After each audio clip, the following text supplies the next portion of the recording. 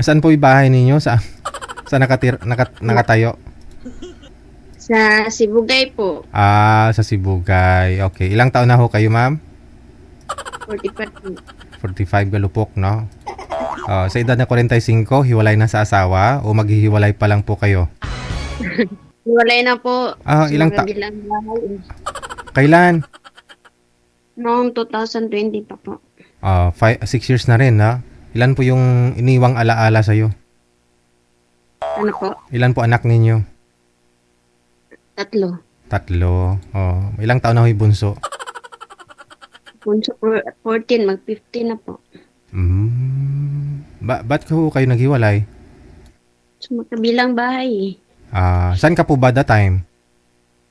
Dito lang naman. Tapos lang sila na hanggang umalis na yung asawa ko dito sa amin. Lumipat ng ibang bahay. Umuwi sa kanila. Pero dito lang naman sa kapitbahay.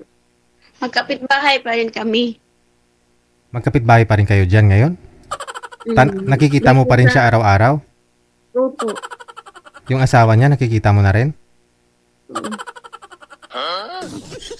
Ay, ganun? Ay, yung mga anak mo, nakikita ng mga anak mo siya araw-araw? Nandito sa akin mga anak ko. 6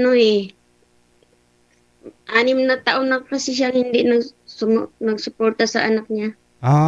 Okay. Bali ho, yung bata pa ho kasi yung mga anak mo no? 26 yung isa. Tapos yung isa, second year college, 19. At saka 14. Po. Bakit hindi nagsusupport? Sabi walang trabaho. Pero sinadya Paano siya nakapag-asawa? Siyang binubuhay ng babae na kinakasama niya ngayon?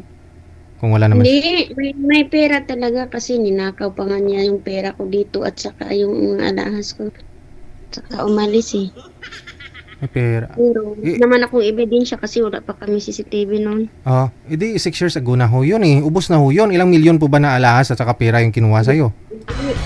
Madiskarte. May siya, pigiri. Tapos may manukan. Poultry.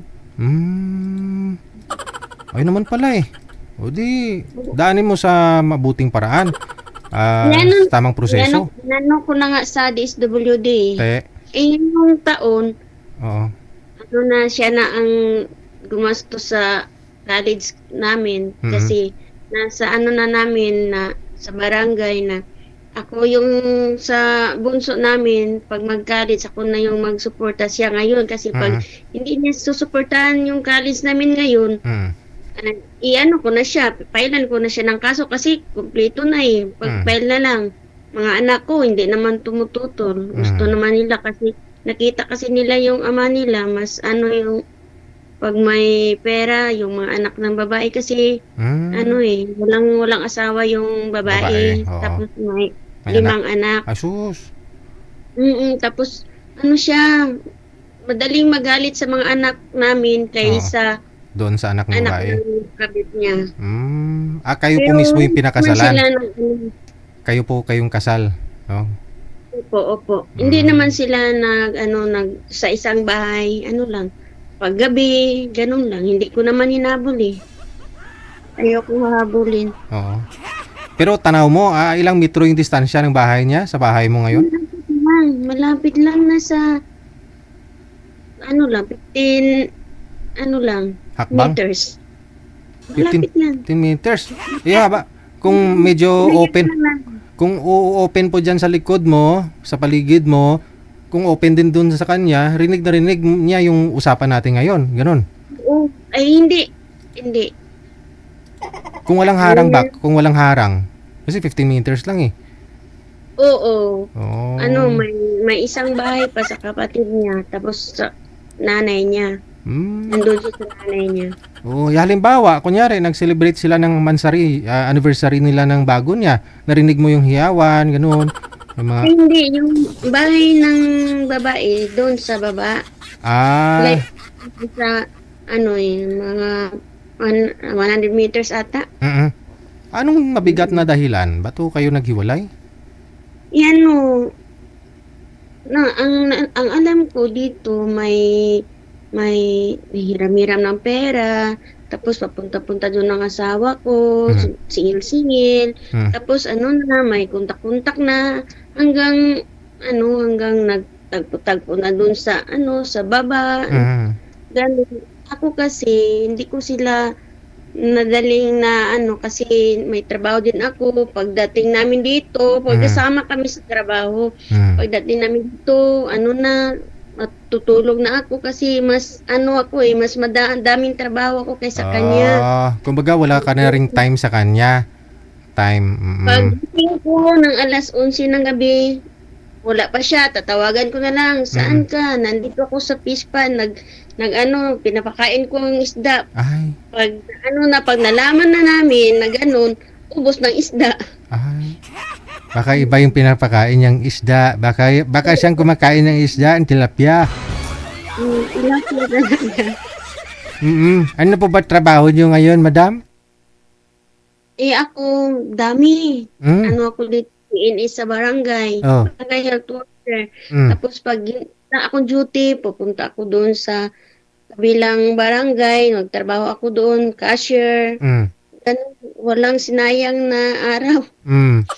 Kasi 3 pinapakain ko kasi yung panganay namin, 26 na, pero dito pa rin sa bahay, syempre obligasyon ko.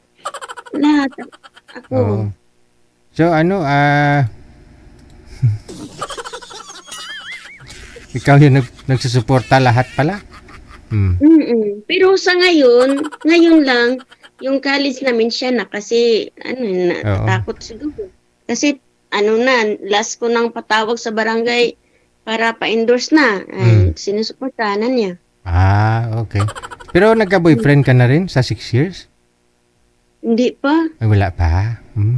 Oo, kasi focus ako sa trabaho. Oo. So ngayon lang naman sir, yung hindi naman agad-agad. Parang may libangan lang, ganun. Oo. Sige. Saan nga po kayo ngayon, ma'am? Saan nga po kayo? Dito sa Zamboanga, Sibugay po. Zamboanga, Sibugay. Oo. Sige, hanapan kita ng okay lang mo. Ha? Ano pong hanap mo sa lalaki? Ilang taon ang gusto mo? Lang. 45 to 50, ganun. 50. Ilang taon ka na po ba ngayon? 45. 45. Okay, sige. Dapat hindi, kasal pala kayo, no? Okay, ano yung hinahanap mo? Okay lang kahit kasal din? Ay, wag. Kasi Wag. Magulo na nga buhay mo, dagdagan pa, no? Oo. Aray. Hindi maganda ho siguro sa ibang lugar na. Kunyari, may makausap ka dito sa Luzon, mas maganda ho ikaluluwas dito. Kasi kung siyang pupunta dyan sa'yo, tapos si mister mo, andyan din, malagkapit bahay kayo, magulo yan.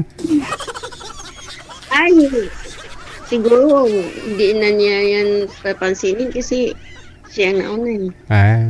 Malay mo, baka mas napugian siya dun sa bago mo, pag sakali.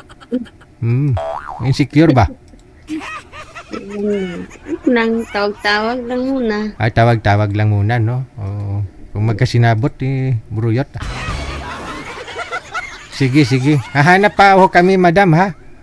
Okay. Sige po. Tatawag lang po, message nyo lang po ako, sir, kasi pag nandun ako sa kabilang barangay, walang signal doon. Pero pag gabi naman, nandito naman ako pag gabi. Okay. Sa ibang barangay ka naka-jote? Beach W? Dito sa barangay namin, BNE. Tapos, pag mag-duty ako sa kabilang barangay kasi, may part-time job din ako. Pero saan po kayo nagbubuto? Diyan sa ngayon? Dito ako. Bahay ko po. Okay. Sige. Babalik ho kami, ma'am, pag mayroon na, ha? Thank you. Narinig niyo yan? Maganda siguro, no? Kapag yung ex-husband niya